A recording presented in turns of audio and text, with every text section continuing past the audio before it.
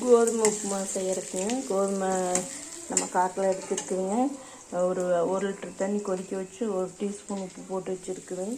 இதில் ஒரு 10-20 சின்ன வெங்காயம் கட் பண்ணிங்க. எண்ணெய், கடுகு, கருவேப்பிலை தலைங்க, 2 பச்சை மிளகா, 3 பச்சை மிளகாய் போட்டுக்குங்க. சின்னது சின்ன வெங்காயம் பொடி பொடியாக கட் பண்ணியாச்சுங்க.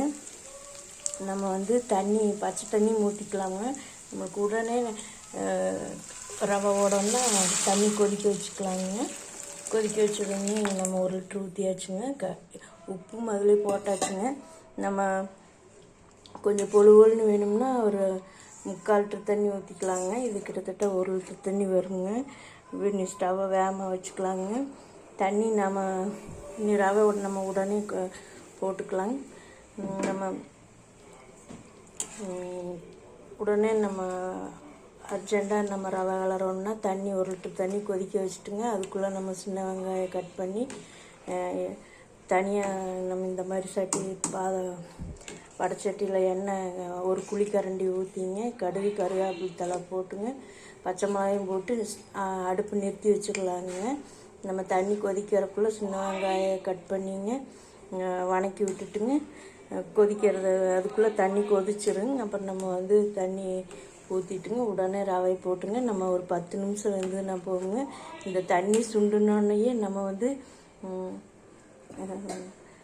மூடி வச்சுருவோங்க. நம்ம கிளறிட்டு வேகமாக வச்சோம்னா வந்து கிளறிட்டு இருக்கணும். ஒரு 10 நிமிஷம் தாங்க, அதுக்குள்ளே வெந்துடும். நம்ம ரவை வறுத்தும் கூட செய்வாங்க. ரவை வறுத்துட்டுங்க நம்ம சின்ன வெங்காயத்துக்கு கூட பூண்டு கூட ஒரு 4-5 பூண்டு நறுக்கி போட்டுக்கலாங்க. அதுவாங்க நம்ம தனியாக கேரட், பீன்ஸு வேக வச்சு தனியாக சின்ன பாத்திரத்தில் ஒரு பாத்திரத்தில் கேரட் ஒரு 4-5 பீன்ஸு குட்டி குட்டியாக கட் பண்ணிங்க. ரொம்ப குட்டி குட்டியாக கட் பண்ணி வேக வச்சு நம்ம இதுக்குள்ளே கலக்கலாங்க. குழந்தைகளுக்கு விரும்பி சாப்பிடுவாங்க. கல்லுப்பு 1 டீஸ்பூன் போட்டிருக்குதுங்க. 1/4 கிலோ ரவைங்க.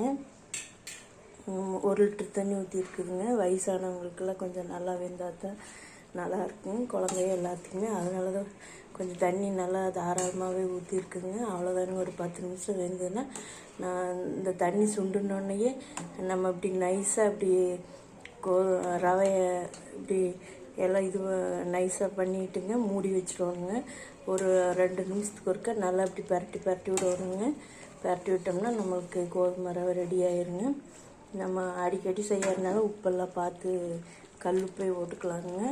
நான் வந்து கொதிக்காத தண்ணியிலே கல்லுப்பு போட்டதுனால சீக்கிரம் கரைஞ்சி போயிடும். நம்ம இதே வந்து வணக்கி விட்டு பச்சை தண்ணி ஊற்றியும் கூட கொதிக்க வச்சு நம்ம ரவை கிளறிக்கலாங்க. நம்ம உடனே வேணும்னா இந்த மாதிரி செஞ்சுக்கலாங்க.